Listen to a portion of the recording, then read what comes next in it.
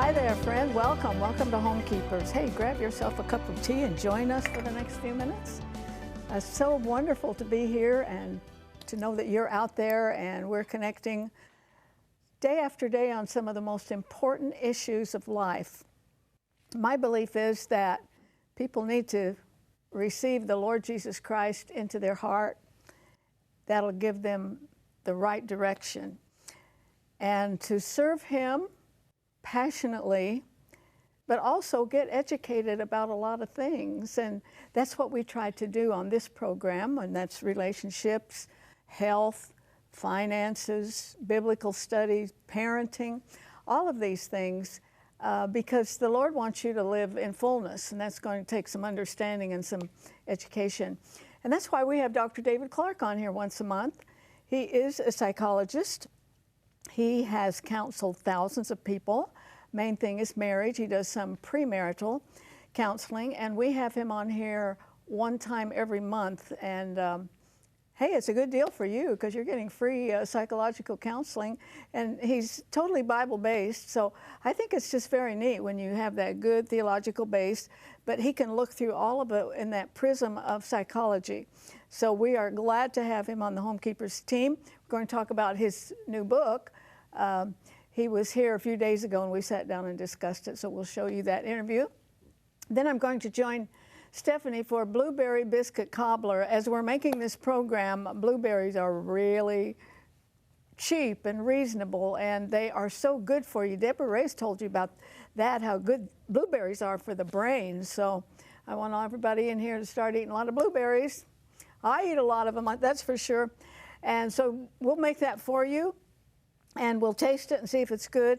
And before I join her, though, I again want to offer you how to study the Bible. This is a booklet that you can read quickly, but the reason I like these kind of guidebooks is that it can give you a little shortcut. You can learn things much more quickly because somebody else has done all the work for you. I call it all the grunt work. So this is yours for any gift to Homekeepers. You can use your credit card or debit card, and that takes an 800 number, 1-800-229-0059. Or write to us at Homekeepers, Box 6922, Clearwater, Florida, 33758. We'll get it out to you. I think it could be very, very valuable in your Bible study, and that's what we want to help you with around here, is to know the Lord better, and you do that through the Word of God. Isn't that right, Stephanie? Amen. I tried a blueberry. Do I have any in my teeth? No, no, no. Okay. I read the Bible every morning and every evening. Nice. And so that's why you're so smart. When you get the get these little shortcuts and explanations, because sometimes you read it, so I don't get it. Mm-hmm.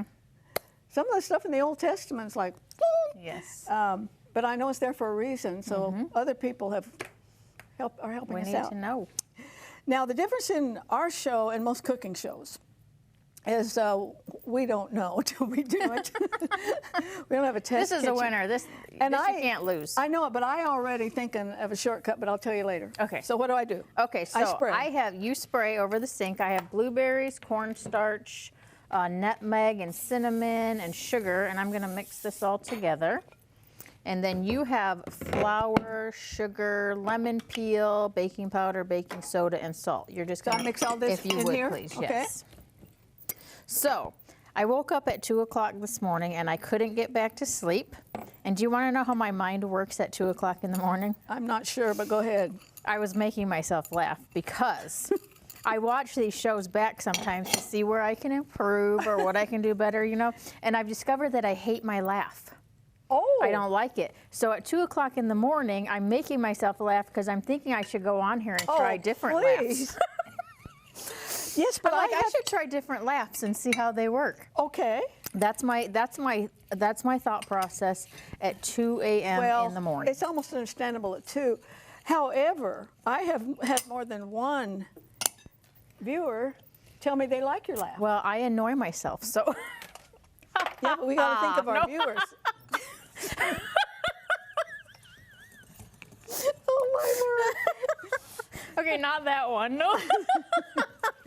So, how many did you try out? Well, no, I thought I'd try them out on the show. No, that's in my mind. That's what I was thinking. Where does this go? Okay, I'm going to do that part if you don't mind. If you'll pour this Oh gosh. In the my pan. 2 a.m. brain is Now, going. I'll tell you where I think I would tweak this. Okay.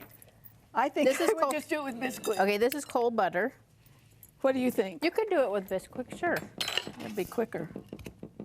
But oh my, aren't those gorgeous But if you wanted to blueberries? say you made this from scratch, you want to do it this way. Oh, well, that doesn't. That doesn't matter to I'm you. not trying to impress anybody that way. True story. Yeah. Okay, so you just break the butter in. Oh, I'm sorry. I didn't get anything on there. What you feel there is not there. Not that sticky stuff didn't come from you. No. Oh, no. Are you sure you're all right? No, I've been up since 2 a.m. I told know. you that. Well, did you ever go back to sleep? No, I watched 3 cooking No shows, wonder. and then I got up and I got ready for work. 2 o'clock. And I really was sitting there giggling at myself thinking about this. I've got to be honest, I've had some problems sleeping. You know, you can't turn your brain off. I took a melatonin last night, which is totally good, and really did sleep good. I think I figured 6 hours sleep, so that's Oh, pretty good. nice. You're supposed to get 7 or 8. I get 8. I usually get 8. So that was cold butter that I just mixed in there so you had little balls. And then this is buttermilk. Oh, that'll enrich it. Yes. Couldn't you put the buttermilk in the Biscuit too? Sure. You're stuck on that I'm Biscuit, stuck. aren't you? I think whoever invented Biscuit should have some kind of an award. Okay. Okay, so then, I hear you laughing, Brooke. So then all you do is you take this mixture and you dollop it on top of the blueberries. And then you bake them for 35 minutes. At 375. Yep. This is one we really need a nice cup of hot tea with. Oh, yeah. And you could put ice cream on this or whipping cream or Yes, any of the above. whatever. But I don't think we have to wonder about this. I think No, we this is gonna know be it's going to good. be good. Yep, so you just, it could even be a little thicker than this. Yeah. And they can see this is the finished recipe, and I would probably want more biscuit than that on it. What do you think? But, Careful, because it's hot.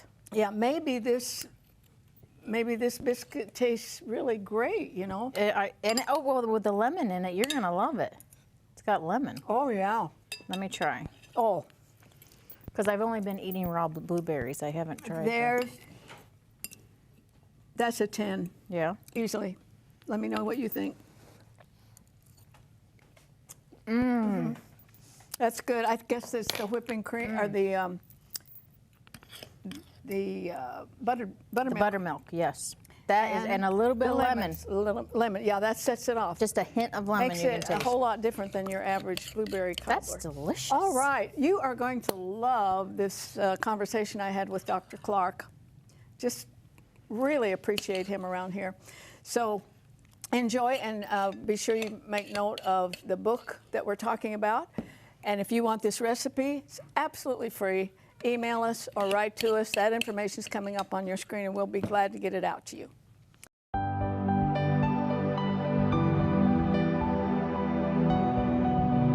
If you would like a copy of today's recipe, just write to the address on your screen, or you can email your request to arthelene@rippy.org.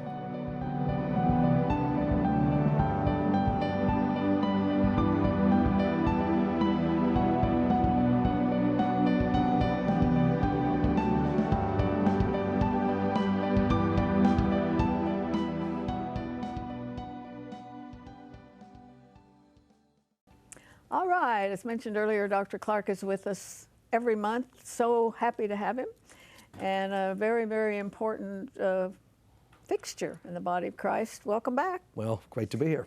Last time you were here, we were discussing this book, What Happened to Happily Ever After, and we barely got into it. Before we pick up, and my question was, do wives try harder? So you can think about that. But I have a grandson who's maybe getting close to 35. He's married with 3 children, wonderful Christian family.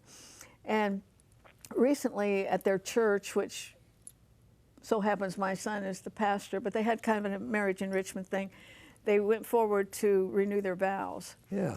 And Zach's wife put on Facebook, she said, I meant it with my whole heart. She said, so much different than at the wedding. Yeah, I like that, because now you get it. You realize how hard it is. Well, Dr. Laura once said that brides think they're the center of the universe, you know. So after all the planning and all, and you're up there with all your finery, you're probably not thinking a whole lot about the depth of those vows. So. No, I was in a fog. Of course, I was crazy in love with the blonde, still am, but I was in a fog. I have no memory of that day other than the pictures. But now you know what the vows mean. Right, and they go deep. I'll tell clients sometimes, let's revisit your vows. You're wanting to get out. You'd better have a solid biblical reason, and even then I'll say don't, let's make this work. But they've forgotten the vows. They didn't mean that much. Well, they do mean something. Before God, man, you better hold to it. No, I'm sure you do a lot of premarital counseling, so. I do. I don't do as much as I'd like, because pastors usually do that and they can do a fine job. But I'm pretty edgy. If I can break a couple up, that's what I'll do. Because I put them through a lot of difficult questions, and they have a lot of homework. And so I want them to be strong and almost looking forward to how difficult marriage is going to be. I want them to fight. I want to have some conflict. I'm good at getting people upset. It's like a gift. Well, boy, that makes a lot of sense to me. Let's do it. Okay, back to the question. We're talking about how do you, whatever happened to the happily ever after, maybe how do you get it back? Yeah. The question was on the last program, don't women try harder? Yeah, they do. Sometimes they try too hard. Women are geared for intimacy, geared for closeness, born for it, bred for it, wanting it. Men, just the opposite. We make a career out of avoiding intimacy with the woman we actually love. So these are like two rivers coming together, and the woman, of course, tries too hard. The man just resists. You got to get out of that game, and part of the way I recommend in the book is the woman has to do some backing off strategically, and the man's got to step up. Men are made to lead, to initiate, not to respond. So if the man steps up, it starts to change everything. What percentage, clients you have, is the man involved? You mean coming in to see me? Yeah, not as many as should be. I see a lot of ladies on their own, and we can do some strategizing. Oh, yeah. Come in the back. They should go. It works, yeah. They'll often call Sandy and say, well, my husband's not going to come. She says, come anyway. Dr. Clarke can help you strategize, and we can do some things that will really get his attention. So when a man does come, and I see many couples, and I honor the man for coming, because it's not easy to do, but boy, if they'll both come and both work, they will get better. They will. Yeah. One of the examples in the book, a woman tries to explain her day and all, and it might have been a rough one. And the guy says, if you don't like your job, why don't you just quit? Exactly. Classic male response. In other words, I don't want to hear it. Oh, that's helpful. Isn't it? You gotta join with her, listen, reflect, live in her world. And the guy's like, there's a show on, or I don't have time for this. I mean, really? Just quit. Yeah, just move on. Yeah, I was going to give a list out of your book of these are the lines that a husband throws out. Yeah. Do we have to talk about this now? Yeah, now's not a good time. There will actually never be a good time, but he's saying that now's not a good time. Yeah. Particularly. You're too emotional. Oh yeah, women love to hear that. Makes them even more emotional, in my experience. Don't use that tone with me. Oh yeah, it's the tone. Exactly. Could you give me the exact tonal quality so I can talk to you? I mean, come on. Yeah. Bogus. But that's true too, though. Tone makes it different. It can, but it doesn't bother the blonde. She's whatever tone she wants. Yeah, I forget. I didn't say that. That's not what happened. You're just like your mother. That's a good one. Oh, that always works, yeah. Very well received. Listen to me. Are you through yet? That's not worth being upset about. Talk to me, say something, and don't walk away. She's already gone. Yeah, it is. And the guy's like, what happened here? You just gotta, if you're a guy, you gotta shut up, and you have to sit down, and you have to let her talk. Women are expressive, and she has to go through a story. Women tell stories, and then they bebop around a little bit. But if you have the right mindset, it's fascinating. Now, if they're mad at you, it's not so fascinating, but you still have to let them talk it all the way through. Guys think, and this happened with the blonde all the time, something has happened between us, and she's talking and she's upset. I'm thinking, with one sentence, I can fix this, because she's misinterpreted what happened. Well, that never works. Her truth is her truth. It did happen that way for her. I have to let her talk it all out, and when she feels understood, then I have a chance to say my one sentence, and she might actually hear it. But you have to wait. Yeah, and I'd like to tell our viewers, just hang on, because this will all be reversed. Well, that's right. What the guys do wrong. Women take their turn, yes. How do rituals kill a marriage? Just the boredom involved in it. If you communicate the same way, and I go through some little vignettes in the book, you know, just the same talking in the morning, the same talking in the evening, you know, how was your day? How was your day? Okay, pretty good. I mean, it's just the same old thing. Pretty soon you stop talking at all, because it's just nothing ever happens. It's not fun. And so we kind of pull apart. We'll watch a TV show where other people will talk, and it's more interesting. It's a script than what we would share. Well, okay, now you're losing it. Or you focus too much on the kids, because kids are great and they're funny, but that doesn't do anything for your marriage. A great conversation with your partner is what marriage is all about. It's a series of great conversations. That's what marriage is. Well, and then what can happen, and you've seen it so much, so much, to great sorrow, and that's that this boredom comes with the marriage, and Satan brings someone in that'll say what you want to hear, that'll say what your wife doesn't say, and that is an absolute pattern. It doesn't deviate. No, and Satan's a master. Bring someone in who seems to be just right for you, similar interests and background, and oh, you're both from Nebraska. Who cares? He's too good. We went to the same high school. I never knew you. I mean, he's really, really good, and I find you attractive, and all. That's how affairs start. And affairs start from the very first step. I mean, you're going to eventually end up, you know, going way too far. But yeah, he's doing that over and over again. Yeah, it's predictable. But anybody out there who might be involved in adultery, Satan gave you that person. Yep. Just know where they came from. Gift wrapped. Yeah. Okay, you put a lot of myths in here.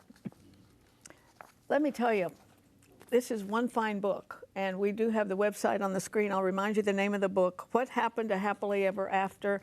You can see yourself in here. Anybody who reads this who's married, I think they'll see themselves in some way or another. Oh, I think so. These are universal mistakes we all make. Yeah. Women believe that marriage will be a continuation of the wonderful excitement, romance, and intimacy of the courtship. No, it won't. I guarantee you. Marriage is hard. That's a myth. It remains hard. And them husbands are going to start avoiding intimacy right after you walk down the aisle, because that's what men do. He doesn't even know he's doing it. Yeah. You know what is interesting about your book is the effort it takes. The effort it takes for the marriage, but the payoff is great. Oh, huge. Yeah. Always worth it. Yeah. And people are just quitting now in our society, and Christians too, quitting, because it's too hard. You know, come on. God is not in favor of that. And we have, of course, if we're Christians, we have the power of the universe at our disposal to get it done. Still hard, but doable. Yeah. Okay, you say this is a myth. If you will meet his needs, he will meet your needs. Yeah, that's never been true. No, the Christian community still preaches that. That's a traditional message. That's what I thought. I mean, are you kidding me? No, the guy will think everything's fine if you're meeting my needs. I'm getting 3 squares a day, and we're making love, and you're taking care of things. I'm happy. You're apparently very happy. I don't have to do anything different, and I won't. I mean, that's truth. I think that's true. My dad, of course, was a pastor, been in it all. You see these things where you think it's all of a sudden. She says, had it, I'm out of here, and all, but it wasn't all of a sudden. No, she's been trying for 20 years, 15 years, 8 years, 10 years, and the guy's clueless. I'm saying to the ladies, tell him now while you still love him, and there's a chance for him to change. Most decent men will if they just know how unhappy you are. I have guys coming in every week, Doc, my wife has left me. Good Christian men. I had no idea. She's gone. She's got someone else. She's through. And the story comes out, she's been through for a while. And he didn't know. Tell him, and he'll change. And you know, you sit and wonder, especially as a woman, because we're so different. I always say the wise husband listens to his wife, not a parent, not to do what she says, not at all. But women have intuitions and insights that men do not have. Oh, it's the truth. We don't make any decision without full input from Sandy. We're meeting with people. She is right on it. She can read them. I'm a psychologist, and she's better at that than I am. Really? So sharp. I'm getting a bad vibe, you know? I think this guy's the next Billy Graham, but she's got a bad vibe. So I go, you know what? We're not going to do it. And she's almost always right. I can remember instances in our marriage, too, just that gut reaction from a woman, and so often it is right. Yeah. Okay, and myth number 3, husbands intuitively know what your needs are, and they'll take action to meet them. Yeah, cue the laugh track. And then you write, truth, he has no idea what your needs are. He has the intuitive powers of a rock. He does. And I hate to insult rocks, but yeah, that's the way it is. He has no clue. And we don't develop that over time. Now, you learn your woman, and there's certain things you pick up, but it would never be enough to meet her daily needs, which change with the woman. Men can stay pretty much the same, women do not. So I'm doing my job. Now, Sandy knows if I don't ask her, she tells me her needs. But you got to make him clear. If I ask her twice a day what her needs are, and she tells me, I'm good, and I can meet those needs. But I wonder what percentage of husbands ever ask a question like that. Single digits. Now, if they see me, they're going to start doing it because I'm going to make them do it. And I won't even see them if they won't do it. And they start to realize, because men are so inherently selfish, that they don't get it. But if you'll ask her, just the act of asking says, I love you, I'm concerned about you, I'm thinking about you, what can I do for you? It's huge. And then, of course, Sandy never says, oh, nothing, I'm good. I mean, there's always something to be done, a chore or something that may be romantic, or take me out, or we haven't had a good conversation in several days, whatever it is. If I'm asking, she knows I'm interested, and I'll do it. And so it clicks, it works. Do you ever wonder why? Because I think what you're talking about is pretty universal. Of course, we got countries in the Middle East where they won't even educate women, and they're auctioned off, and it's pretty bizarre. But when you come to a Christian community like this, and we've got a Christian psychologist, do you ever wonder why, maybe did God make it kind of hard Boy, for the sexist? He made it absolutely impossible. And the reason for that is it requires his presence at the center of the marriage, vital component, to make it work. That's what God does. The Christian life is impossible, of course, without God. You have to know him, then you have to get to know him increasingly. But yeah, marriage on paper, disastrous. Worst idea in the world. Without God. With God, it is wonderful and it will work. With God, it is the supreme relationship on earth, isn't it? It really is. Top of the food chain. Children come below it, career comes below it, family comes below it. I'll have these men that are still mama's boys. And mommy is more important than their wife. And I say, man up. Tell your mom today, with your wife listening, things are going to change. Otherwise, your wife is just, you're killing her. She's more important. Is that hard for those guys to do that? Brutally hard. I have to make them feel bad and guilt them, and I'm pretty good at that too. I say, look, you're destroying your wife and your marriage. It'll be hard to do, and your mother may not take it well, but whatever. If you're forced to choose, it shouldn't even be a choice. You have a covenant. Always, right, you choose the wife. She wins every time. And the mother will always love you. She might be quirky, but... she'll adjust. Most moms will, even if they're nutty, they will adjust, and they'll say, well, okay, here's the boundary, okay. Because most of those ladies don't even know they're doing it. In the time we have left, do both sexes speak in code?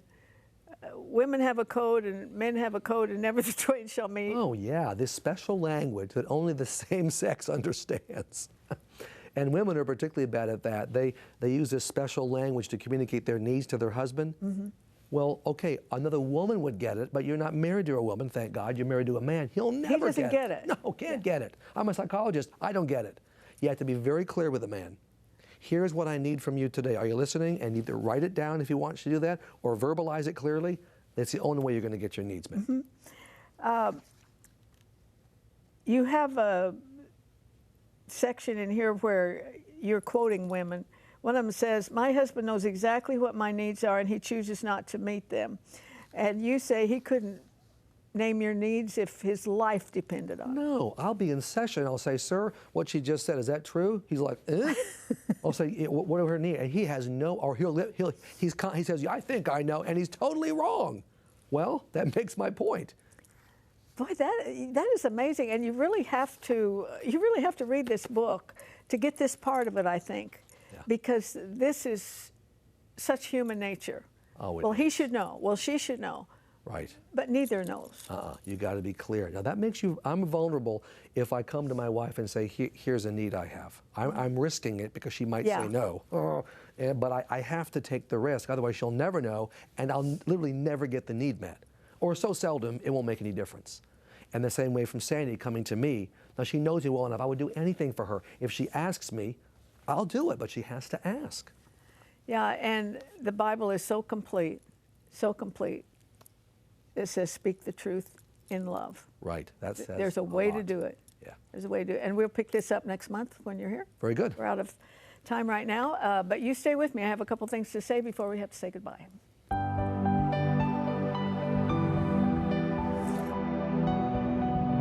Arthelene would like you to keep the following information handy.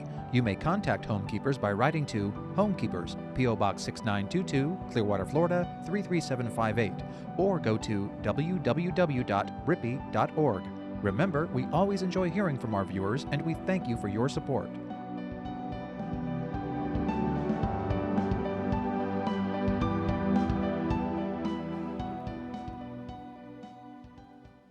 Wow, I love talking to that gentleman.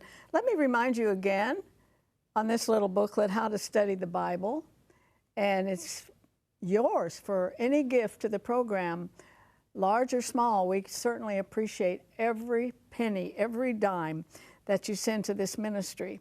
And so if you use your credit card, the number is 1-800-229-0059. It's there on your screen right now. And also the address is Box 6922, Clearwater, Florida 33758. You can't possibly know how thankful I am that we can bring Dr. Clarke to you each month. And I know in my heart that those I never hear from are helped. There's such a tiny, tiny percentage of viewers who ever contact a ministry like this. But I believe with all my heart that things he said have changed marriages across the United States and beyond. And I believe things that you heard today, if you'll take them to heart and make a few changes, you might be really surprised how much your marriage could increase, because we're bringing you very, very sound doctrine along with sound psychological advice. And I feel sure that you appreciate it. Sorry, but I am out of time. Please join me next time, remembering there's no higher calling than that of a homekeeper. God bless you. If you should miss a Homekeepers program, you can catch up by going to www.ctnonline.com. Click on CTN Programs and then on Homekeepers.